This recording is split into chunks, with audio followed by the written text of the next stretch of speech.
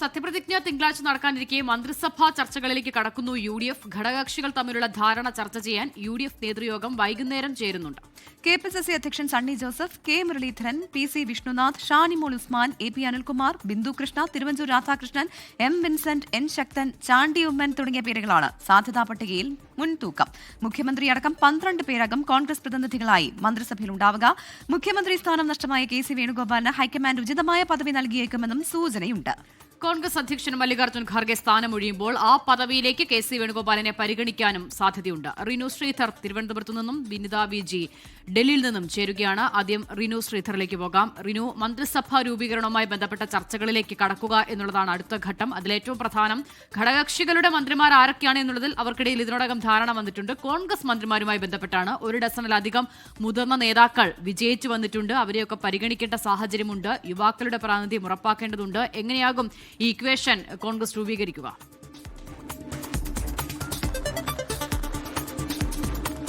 Smitha, പ്രവിധ VD Satheesan മന്ത്രിസഭയിൽ ആരൊക്കെയായിരിക്കും മന്ത്രി എന്നുള്ളത് ഇന്നറിയാം എന്നുള്ളതാണ്. ഇന്ന് വൈകുന്നേരം UDF യോഗം ചേരുന്നുണ്ട്. ഘടകകക്ഷികളുടെ മന്ത്രിയെ, അതായത് ലീഗിന്റെയും അതുപോലെ തന്നെ കേരള കോൺഗ്രസ് ജോസഫ് വിഭാഗത്തിന്റെ അടക്കം മന്ത്രിമാരെ നിശ്ചയിച്ചിരിക്കുന്നു എന്നുള്ളതാണ് നമുക്ക് ലഭിച്ച വിവരങ്ങൾ. ഈ ജോസഫ് വിഭാഗത്തിന് ഒരു മന്ത്രിയും ഒരു ചീഫ് വിപ്പ് പദവിയായിരിക്കും നൽകുക എന്നുള്ളതാണ്. പക്ഷേ അവർക്ക് 2 മന്ത്രിസ്ഥാനം വേണമെന്നതടക്കമുള്ള ആവശ്യം മുന്നോട്ട് വെക്കുന്നുണ്ട്. ഇതെല്ലാം തന്നെ ഇന്ന് വൈകുന്നേരത്തെ UDF യോഗത്തിൽ ചർച്ച ചെയ്യും. ഏറ്റവും പ്രധാനം ഈ KC വേണുഗോപാൽ പക്ഷം ഒപ്പം VD സതീശൻ വലിയ രീതിയിലുള്ള തർക്കത്തിലേക്ക് പോയിരിക്കുന്ന ഒരു സാഹചര്യത്തിൽ രമേശ് ചെന്നിത്തലയുടെയും അല്ലെങ്കിൽ KC വേണുഗോപാലിന്റെയും ഒക്കെ തന്നെ വിഭാഗക്കാരായിട്ടുള്ള MLA മാർ മന്ത്രിസഭയിലേക്ക് എത്തുമോ, ഏതെങ്കിലും തരത്തിലുള്ളൊരു സമവായം അതുമായി ബന്ധപ്പെട്ടുകൊണ്ട് ഉണ്ടാക്കിയിട്ടുണ്ട്. കാരണം മുഖ്യമന്ത്രി പദത്തിലേക്ക് VD സതീശൻ എത്തുമ്പോൾ VD സതീശൻ അല്പം ഒന്ന് അയഞ്ഞു മാറി നിൽക്കുമോ എന്നതാണ് ഏറ്റവും പ്രധാനമായി ഉയർന്നു വരുന്നത്. എന്തായാലും എല്ലാവരും ആകാംക്ഷയോടെ വീക്ഷിക്കുകയാണ് VD സതീശൻ മന്ത്രിസഭയിലേക്ക് ആരൊക്കെ മന്ത്രിമാരായി എത്തും എന്നുള്ളത്. എന്തായാലും ചില സാധ്യതാ പേരുകളൊക്കെ തന്നെ നമുക്ക് മുന്നിലുണ്ട്. സണ്ണി ജോസഫ് ഉണ്ട്, അതുപോലെ തന്നെ K Muraleedharan, PC Vishnunath, Shanimol Usman, AP Anilkumar, IC Balakrishnan, അതുപോലെ തന്നെ Bindu Krishna, Thiruvanchoor Radhakrishnan, M Vincent, N ശക്തൻ, ചാണ്ടി ഉമ്മൻ തുടങ്ങിയവരുടെ പേരുകളാണ് സാധ്യതാ പട്ടികയിൽ ഉള്ളത്. ഏറ്റവും പ്രധാനപ്പെട്ട ഒരു കാര്യം ഈ ആരോഗ്യ വകുപ്പും അതുപോലെ തന്നെ വിദ്യാഭ്യാസ വകുപ്പ്. നേരത്തെ തന്നെ വിദ്യാഭ്യാസ വകുപ്പ് നമുക്കറിയാം ലീഗിനാണ് നൽകിയിരുന്നത്. വലിയ രീതിയിലുള്ള വിവാദങ്ങളൊക്കെ ഉയർന്നു വരുന്നൊരു സാഹചര്യമുണ്ട്. ഇത്തവണ ലീഗിന് ആരോഗ്യ വകുപ്പോ അല്ലെങ്കിൽ വിദ്യാഭ്യാസ വകുപ്പോ നൽകുമോ എന്നുള്ളതാണ് ഏറ്റവും പ്രധാനപ്പെട്ട ഒരു കാര്യം. എല്ലാവരും അത് ഉറ്റുനോക്കുന്നുണ്ട്. എന്തായാലും നിലവിൽ ഇന്നിപ്പോൾ UDF യോഗം തിരുവനന്തപുരത്ത് ചേരുന്നുണ്ട്. ഈ UDF യോഗത്തിൽ കൃത്യമായി തന്നെ ഈ മന്ത്രിമാരെ തെരഞ്ഞെടുക്കും, പ്രഖ്യാപിക്കും എന്നുള്ളതാണ് നമുക്ക് ലഭ്യമാകുന്ന വിവരം. എന്തായാലും തിങ്കളാഴ്ച മന്ത്രിസഭ ഒന്നടങ്കം സത്യപ്രതിജ്ഞ ചെയ്യുമോ എന്നുള്ളതാണ് ഏറ്റവും ആകാംക്ഷയോടുകൂടി നോക്കുന്നത്. കാരണം ഇന്നലെ ഗവർണറെ കണ്ട് അവകാശവാദം ഉന്നയിക്കുമ്പോൾ എല്ലാവരും ഒരുമിച്ച് സത്യപ്രതിജ്ഞ ചെയ്യുമോ എന്നുള്ള ചോദ്യത്തിന് അത് അറിയിക്കാം എന്നുള്ളതാണ് VD സതീശൻ അടക്കം അല്ലെങ്കിൽ UDFന്റെ നേതാക്കൾ അടക്കം ഗവർണറോട് പറഞ്ഞത്. എന്തായാലും UDFിലെ ഘടകകക്ഷികളുടെ മന്ത്രിമാർ എന്തായാലും തിങ്കളാഴ്ച സെൻട്രൽ സ്റ്റേഡിയത്തിൽ നടക്കുന്ന സത്യപ്രതിജ്ഞ ചടങ്ങിൽ സത്യപ്രതിജ്ഞ ചെയ്യും എന്നുള്ളതാണ് നമുക്ക് ലഭ്യമാകുന്ന വിവരം. ഒപ്പം കോൺഗ്രസിന്റെ 12 മന്ത്രിമാരാണ്, ഒരു സ്പീക്കറും 12 മന്ത്രിമാരുമാണ് കോൺഗ്രസിനുണ്ടാവുക. അവർ സത്യപ്രതിജ്ഞ ചെയ്യുമോ എന്നുള്ളതിൽ ആകാംക്ഷയോടുകൂടി ഉറ്റുനോക്കുകയാണ്. റിനു, അതേസമയം തന്നെ ഈ ഘടകകക്ഷികളുടെ മന്ത്രിസ്ഥാനവുമായി ബന്ധപ്പെട്ട് ഘടകകക്ഷികൾക്കുള്ളിൽ അത് എത്ര സീറ്റ് വേണം എന്നുള്ള കാര്യത്തിലൊക്കെ ധാരണയുണ്ടെന്ന് നമുക്കറിയാം. പക്ഷേ അതേസമയം ഏതെങ്കിലും തരത്തിലൊരു തർക്കത്തിലേക്ക് ഇനി കോൺഗ്രസിനുള്ളിലോ ഘടകകക്ഷികൾക്കിടയിലോ ഈ മന്ത്രിസ്ഥാനവുമായി ബന്ധപ്പെട്ടുള്ള ഒരു തർക്കത്തിന് സാധ്യതയുണ്ടോ? ഇനി എത്രയും വേഗം ഈ വകുപ്പുകൾ വിഭജിക്കുക എന്നുള്ളതാണ് കോൺഗ്രസിനെ സംബന്ധിച്ച് ഏറ്റവും പ്രധാനപ്പെട്ട കാര്യം. അങ്ങനെയെങ്കിൽ അത് ഉടൻ തന്നെ ഉണ്ടാകുമെന്ന് തന്നെ നമുക്ക് പ്രതീക്ഷിക്കാമല്ലേ?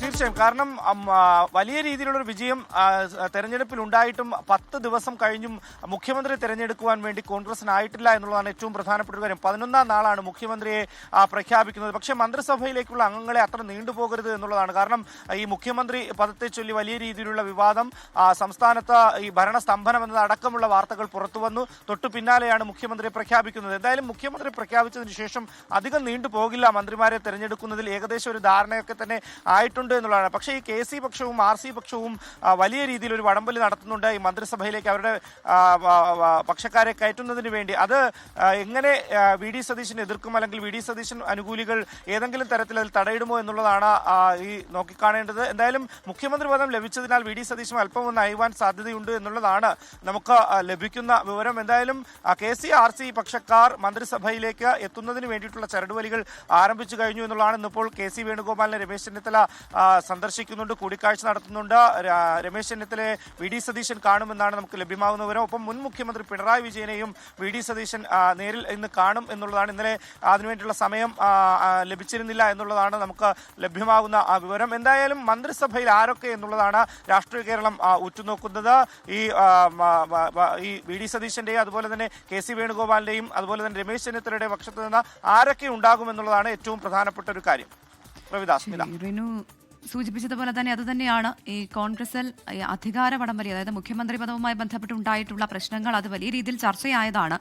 പ്രത്യേകിച്ച് ഈ 3 നേതാക്കൾ തമ്മിൽ ആ മുഖ്യമന്ത്രി പദത്തിന് വേണ്ടി നിരന്തരം അവകാശവാദം ഉന്നയിച്ച സാഹചര്യത്തിൽ അതൊക്കെ അനുനയത്തിലേക്ക് മാറി വീണ്ടും ഒരു മുഖ്യമന്ത്രിയെ പ്രഖ്യാപിക്കുമ്പോൾ ഇനി കോൺഗ്രസിന് മുന്നിലുള്ള ഏറ്റവും വലിയ തലവേദന എന്ന് പറയുന്നത് മന്ത്രിസ്ഥാനം അതെങ്ങനെ വിഭജിച്ച് നൽകും എന്നുള്ളതാണ്. അതിലൊരു തർക്കം ഉണ്ടാകാതിരിക്കും എന്ന് നമുക്കും പ്രതീക്ഷിക്കാം. അവസ്ഥ ഇനി നമുക്ക് ഡൽഹിയിലേക്ക് പോകാം. വിനിത വിജി ഉണ്ട്.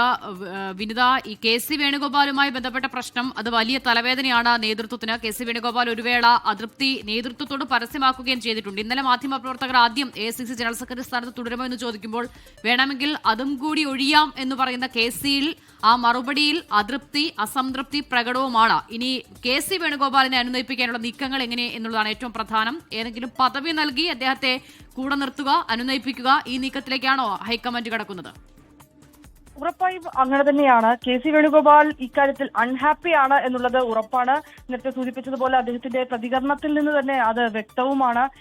മാധ്യമങ്ങൾ അദ്ദേഹത്തോട് ചോദിച്ചിരുന്നു, ഈ ഒരു സാഹചര്യത്തിൽ ഈ ജനറൽ സെക്രട്ടറി സ്ഥാനത്ത് തുടരുമോ എന്ന് ചോദിച്ചപ്പോൾ വേണമെങ്കിൽ അതും ചോദിച്ചാൽ അതും ഞാൻ നൽകാം എന്ന് പറഞ്ഞുകൊണ്ട് അദ്ദേഹം വീടിനുള്ളിലേക്ക് കയറി പോവുകയാണ് ഉണ്ടായിരുന്നത്. അദ്ദേഹം അൺഹാപ്പിയാണ് ഇക്കാര്യത്തിൽ എന്നുള്ളത് ഉറപ്പാണ്. കാരണം കോൺഗ്രസിനെ സംബന്ധിച്ചിടത്തോളം മറ്റ് സംസ്ഥാനങ്ങളിലെല്ലാം MLA-മാരുടെ പിന്തുണ നൽകി വന്ന ആളെ മുഖ്യമന്ത്രി സ്ഥാനത്തേക്ക് എത്തിച്ച ഒരു പാരമ്പര്യം തന്നെയാണ് പാർട്ടിക്കുള്ളത്.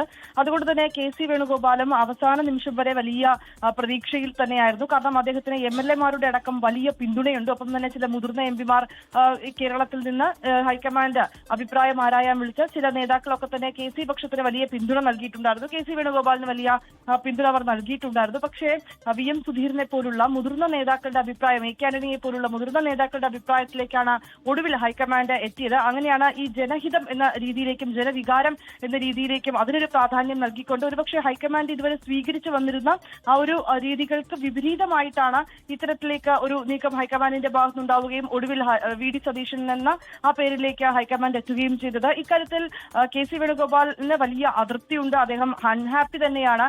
ഒരുപക്ഷെ കെ സി വേണുഗോപാലിനെ മറ്റ് സ്ഥാനങ്ങളിലേക്ക് കൊണ്ടുവരാനുള്ള ഒരു അനുനയ നീക്കം തന്നെയായിരിക്കും ഹൈക്കമാൻഡിന്റെ ഭാഗത്തു നിന്നുണ്ടാവുക. അതിൽ ഏറ്റവും പ്രധാനമെന്ന് പറയുന്നത് ഈ കോൺഗ്രസ് അധ്യക്ഷനായിട്ടുള്ള മല്ലികാർജ്ജുൻ ഖർഗെ സ്ഥാനം ഒഴിയുകയാണെങ്കിൽ ഒരുപക്ഷെ ആ അധ്യക്ഷ സ്ഥാനത്തേക്ക് അടക്കം കെ സി വേണുഗോപാലിനെ പരിഗണിച്ചേക്കുമെന്നൊരു സൂചനയുണ്ട്. ഒപ്പം തന്നെ കെ സി വേണുഗോപാൽ അദ്ദേഹത്തോട് ഒരിക്കൽ കൂടി ഒരുപക്ഷെ ഹൈക്കമാൻഡ് ആശയവിനിമയം നടത്താൻ അദ്ദേഹത്തിന്റെ അതൃപ്തി അടക്കം അദ്ദേഹം പുറത്ത് വ്യക്തമാക്കിയ സാഹചര്യത്തിൽ ഒരിക്കൽ കൂടി അദ്ദേഹത്തോട് സംസാരിക്കാനുള്ള ഒരു സാധ്യതയും ഇപ്പോൾ നിലവിൽ തള്ളിക്കളയാൻ കഴിയുന്നതല്ല.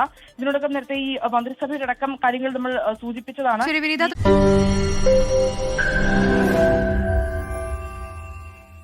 ലോകത്തെവിടെയായാലും ഏത് സമയത്തും 24 വാർത്തകളും ഓഗ്മെന്റഡ് റിയാലിറ്റി പാക്കേജുകളും എക്സ്പ്ലെയിനറുകളും വിശദമായി കാണാൻ ഞങ്ങളുടെ YouTube ചാനൽ നിങ്ങൾക്ക് സബ്സ്ക്രൈബ് ചെയ്യാം.